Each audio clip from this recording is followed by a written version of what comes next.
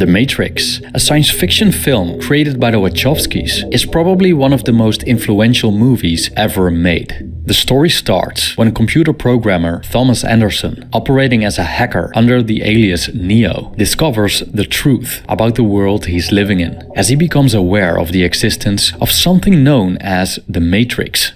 After looking for a man named Morpheus, who can tell him more about the Matrix, he encounters another hacker named Trinity.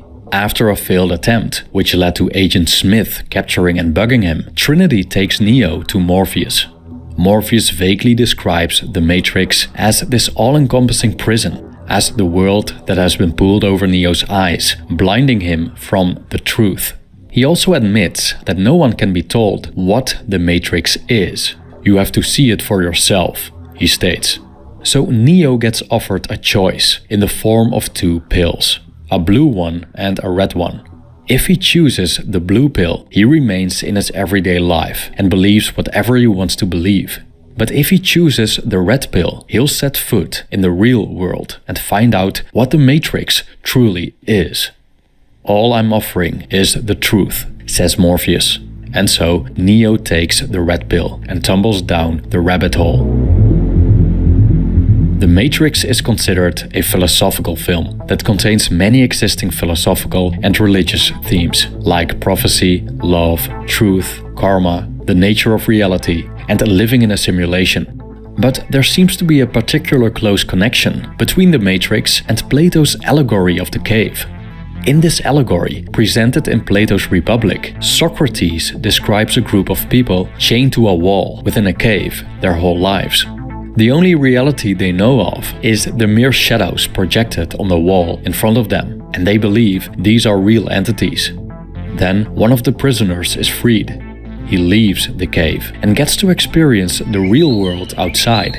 But when he returns to the cave to enlighten the other prisoners with the truth, he faces resistance. Behind the prisoners burns a fire. There are people in between the fire and the prisoners. These people hold sticks with several forms: birds, horses, dogs, which project onto the wall. So all they've ever seen are mere projections of objects that appear in the real world, a world that's alien to them. When one of the prisoners is freed and ascends from the cave into the real world, he experiences sunlight for the first time in his life. He is confused and needs time to adapt, as he has never seen the daylight before. But when his eyes have adjusted, he encounters all the forms he recognizes from his life in the cave. But they're different this time. Instead of mere silhouettes, he sees the actual entities, full of color and with profound detail. He then realizes what he thought was real was in fact an illusion. Similarly, Neo has been imprisoned without being able to see the prison. After a supervising drone notices that Neo has awakened, his body gets unplugged and discharged into a sewer. After Morpheus' ship, the Nebuchadnezzar, retrieves Neo, he needs some time to adjust to the real world, just like the escapee from Plato's cave. A fundamental difference in experience between Plato's character and Neo is the kind of reality they face. In Plato's allegory, the liberated man ascends from darkness into the light, from the lower level within the cave to a higher level outside. Plato's reality presents itself as generally more beautiful in comparison with the cave. Also, the freedom of movement in the outside world is a vast improvement. Overall, the real world seems way more pleasurable, and it would be pretty absurd to exchange it for a life in the cave. But the Matrix is different. Morpheus told Neo that if he chooses the red pill, he will show him how deep the rabbit hole goes, referring to the children's novel Alice in Wonderland. Tumbling down a rabbit hole resembles a descent rather than ascent into reality. This idea comes to fruition when Neo falls from a relatively pleasurable reality into a hellish wasteland devoid of sunlight run by machines. As opposed to Plato's reality, the reality in the Matrix isn't beautiful. It's terrible. So one could argue that, in the case of the Matrix, living imprisoned in the cave is more pleasurable than living freely in the outside world. Shortly after his liberation, Neo initially refuses to accept the truth. "No, I don't believe it. It's impossible," he says after Morpheus showed him what the Matrix is. He showed a typical reaction of someone confronted with the harsh reality. As the architect of the Matrix states in the sequel, denial is the most predictable of all human responses. Such a massive shift in perception generally terrifies people. Neo asks Morpheus, "I can't go back, can I?" To which Morpheus answers, "But if you could, would you really want to?" Flat-out disregard of the truth is common. Many people prefer living in a safe bubble of lies to looking outside for the truth. Living in a cozy false reality can be pretty convenient and comfortable. You just have to remain ignorant of everything that could burst your bubble. So instead, you go along with the deceptive narrative of the herd, often amplified by mass media and entertainment. Merriam-Webster provides a definition of truth that goes as follows: a judgment, proposition, or idea that is true or accepted as true. Morpheus' goal is to liberate the people from the Matrix, but he also realizes that as long as these people are part of the system, they're the enemy. First of all, because so-called agents protect the Matrix. These agents function a bit like a security program to keep Trojan horses and other malware out, and every human projection is potentially an agent. Second of all, most of them aren't ready to be unplugged. Similarly, when Plato's enlightened man tries to persuade the people in the cave to go outside, he meets resistance and ridicule. Plato describes such endeavor as inserting vision into blind eyes. It's a waste of time trying to convince someone of the truth if they aren't receptive to it. Morpheus also states that many are so hopelessly dependent on the system that they'll fight to protect it. Similarly, Socrates asks if these people wouldn't kill the person offering them the truth about their existence. Nevertheless, Plato points to the philosopher's responsibility to act in the interest of the unenlightened ones, even if they're hostile, just as Neo, Morpheus, Trinity, and the other liberated humans do. In Plato's allegory, we see that liberation ultimately positively affects the man who is freed. Also, Neo eventually accepts the truth and embraces reality. But what if someone knows the truth, but hates it so much that he chooses a false reality? Here's where a character named Cypher comes in. Cypher admits he regrets taking the red pill, saying to Neo, almost assuming he feels the same, "I know what you're thinking, because right now I'm thinking the same thing. Actually, I've been thinking it ever since I got here. Why oh why didn't I take the blue pill?" End quote. But Neo's body language clearly shows that he is not on the same line as Cypher. Even though he's stranded in the same dark world, he seems rather happy with his liberation.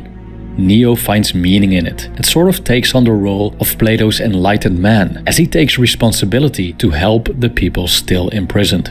Moreover, he had always felt that something was off when he was still plugged in and unaware. He felt that he didn't belong there. He wasn't happy. Through his liberation, he found what he was looking for, which probably compensates sufficiently for having to face the bleakness of reality, especially because people regard him as the one, which makes his existence even more meaningful. Cypher, on the other hand, doesn't enjoy reality in the slightest. He also shows little faith in Morpheus' prophecy of the one. Eventually, he plugs himself into the Matrix to attend a secret meeting with Agent Smith. Although his argument probably falls on deaf ears, he tells Smith, "You know, I know this steak doesn't exist. I know that when I put it in my mouth, the Matrix is telling my brain that it is juicy and delicious. After 9 years, you know what I realize? Ignorance is bliss." End quote. When the veil of ignorance has been lifted, there's no going back. The truth lies naked in front of us. We cannot unsee that the person we thought was our father isn't our biological father. We cannot unsee the betrayal of a partner we previously believed to be a trustworthy person. Our relationship between people changes when its fundamental story turns out to be a lie and reality is not as beautiful as it seems. The relationship was more enjoyable before the truth came out. Sure, it was based on an illusion, but in exchange for not knowing, we felt connection, love, intimacy, pleasure, and, ironically, trust. Truth destroyed all that. Cypher realizes that he's fundamentally stuck in a reality he despises, so he asks Agent Smith to plug him back into the Matrix to make him someone rich and influential, like an actor, as he stated. But most importantly, he wants all of his memories of the real world wiped. In return, he gives him Morpheus. Trinity then argues that the Matrix isn't real, but again, Cypher disagrees, saying, "I think that the Matrix can be more real than this world."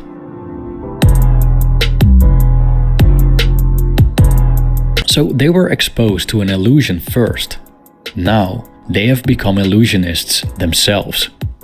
When Neo goes back into the Matrix for the first time after his liberation and visits the city he lived in, he sees it in a different light.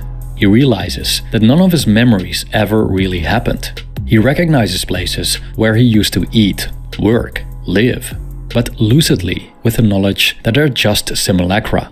The same must have happened to Plato's enlightened man, going back into the cave for the first time after his ascension, regarding the shadows on the wall. It probably leaves one disillusioned, perhaps disappointed with the lack of mystique these appearances once had. Finding out how a magic trick works makes it a lot less appealing. Truth, therefore, often goes at the expense of enjoyment. With all the stories, songs, fairy tales, and films about Santa Claus, his annual appearance is almost a religious experience to the infant mind. But when children are around the age of 6, their parents begin to tell the truth about Santa Claus. Many kids react emotionally and in disbelief. A once so much enjoyed illusion is crushed and loses its magical appeal. Hence, it's not uncommon to experience nostalgia for the good old time when we were ignorant of the truth and when a surrogate truth was more appealing. Cypher experiences such nostalgia as well. However, interestingly enough, people can still find joy in what they know is fake. An example of this we see in The Matrix is the behavior of a character named the Oracle. The Oracle appears as an elderly woman, but is a program that initially served as one of the founding forces of the third current version of the Matrix. But when she finished her purpose, she went into exile and started supporting the resistance. Even though, as a computer program, she's very well aware of the world's illusory nature, she seems to enjoy it. She clearly shows delight in the smell of cookies, smokes cigarettes, loves candy, and the sunset.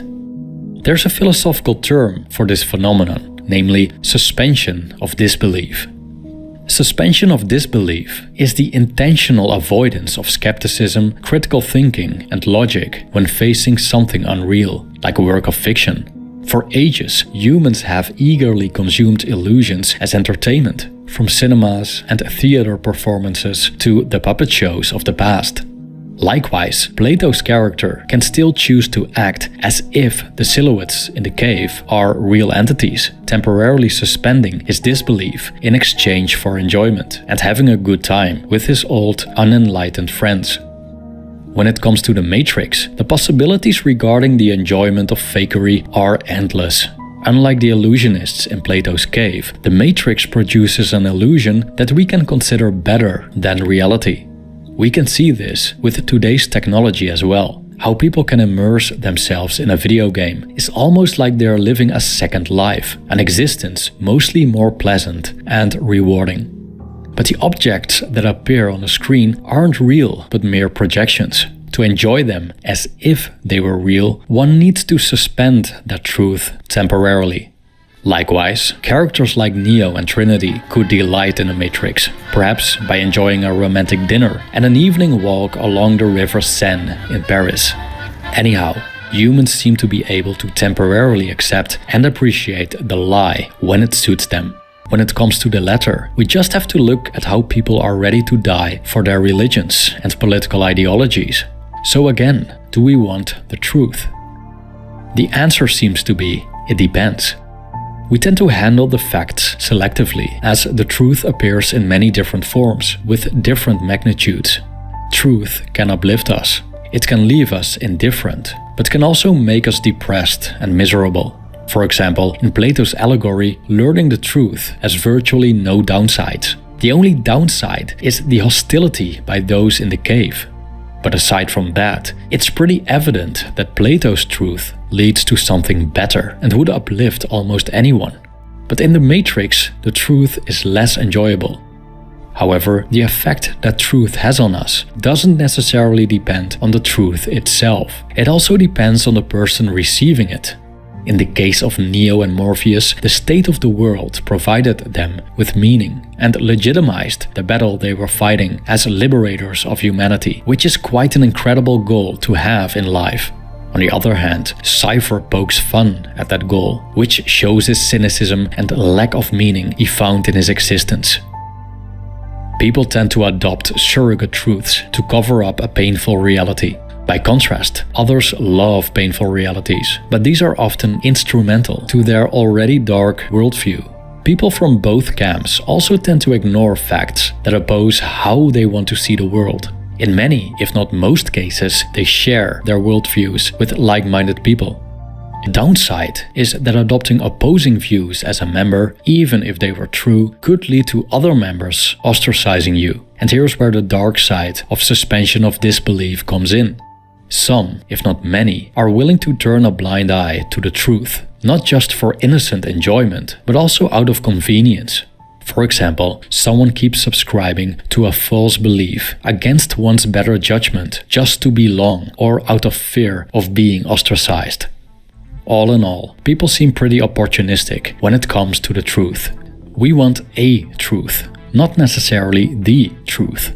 We want a reality, not necessarily the reality.